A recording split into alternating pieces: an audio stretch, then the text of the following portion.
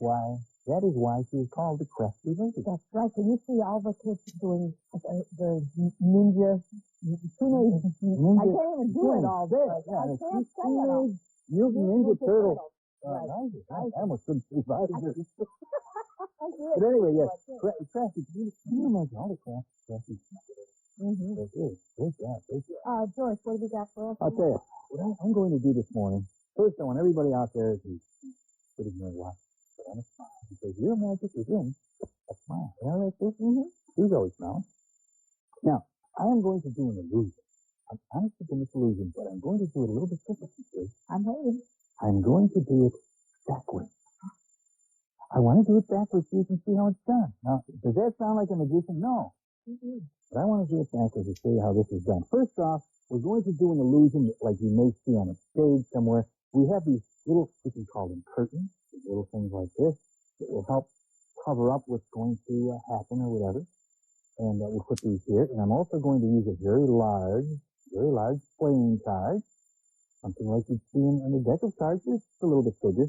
And here we have the stage. Here is the stage. This would be the stage, and of course, this is the curtain, you have around the bottom of the stage, the drapes that you see around the bottom of the stage. Okay, now, here's the thing. What we're going to do is this. I'm going to do this backwards because I want you to see what happens sometimes behind the stage. Backstage. We're going to take a little trip backstage. Wow. I'm going to turn this stage around. And now I'm going to make this card here disappear. Now, first what I'm going to do is to place one little screen up here like this. And of course, this one, with the pretty picture on the front of the top half, would go towards the audience. And Sue and I are kind of the audience now, aren't we, Sue? All right? Now, watch very carefully. I am going to take this playing card, place it between these two screens. Now, this is the touchy part because you have to do it just right. You know, a lot of magical things, you have to do them just right to have them, come off right. So you have to place this down in here real easy, real kind of put it down in there real good, like this, and you kind of drop it, and look what happens. Now watch. When I take these away, oops, it didn't go all the way down. Let's take it. No, I want to, this is, see, what I said is you have to have it, get it perfect, just right now. Let's see if we can get this down here, just right now. Let's do it like this, okay? I think it'll drop right down in there. No, not dropping down in there right, but here we go. I'll do it this way. Just to show you what happens back here. Come on, drop down. See, this is what could happen sometimes. Yes. Now, see what happened?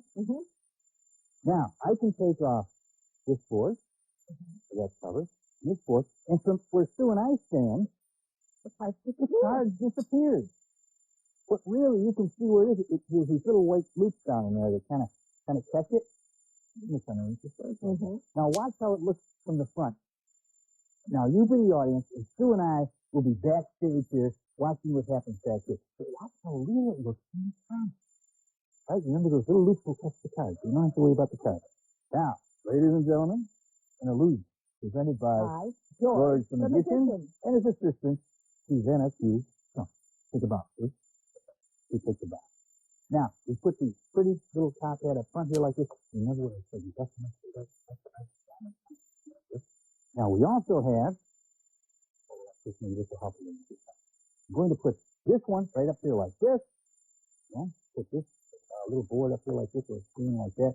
Now, we're going to take, now you know what I said, you have to get this down in here just right. I'm going to do it slower this time. And see if it tips a little bit, it doesn't go. I'm going to kind of give it a little push down in there maybe like this, okay? Now, Sue? See how it looks back here? Looks good, right? Oh, looks great. Remember, we don't see that. Watch.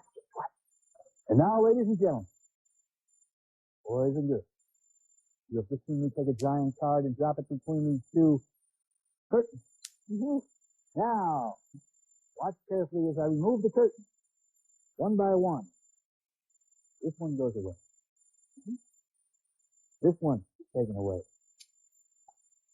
Boom, you take a bow because now the card has disappeared. That's right. But you know, there are times an audience says, hey, that isn't what really happened. You know, people today, boys and girls and people today are very intelligent. And they know that, and smart too, yes. And they know that you can't make something really just appear like that. They say, hey, we want to see what's under the stage. You know, say, what about the curtain there? Cover something. Right. That's when you have to put on that good. Put on the magic. You say, oh, we really make it all disappear. That's the way we do it in the real magic world. When you get a great big smile, and that is how magic happens when you smile. That's great, George. And magic is something that happens that shouldn't happen the way it does. But it does. But it does. And it's fun. Just sit back and have fun with it. That's really what you do. Well, you know, George, we're going to have to go away for a little bit. But we're A going to little be bit, back okay. in a minute with our good friend, Maxwell Jack, and lots more. So please stay with us. Just about that long, we'll be gone.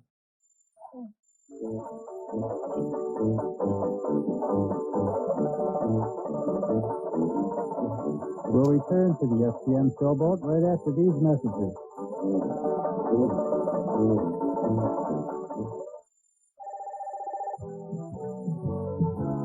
When you see news happen, call the Channel 3 Cellular One tips line. You're instantly in touch with Central New York's leading news team.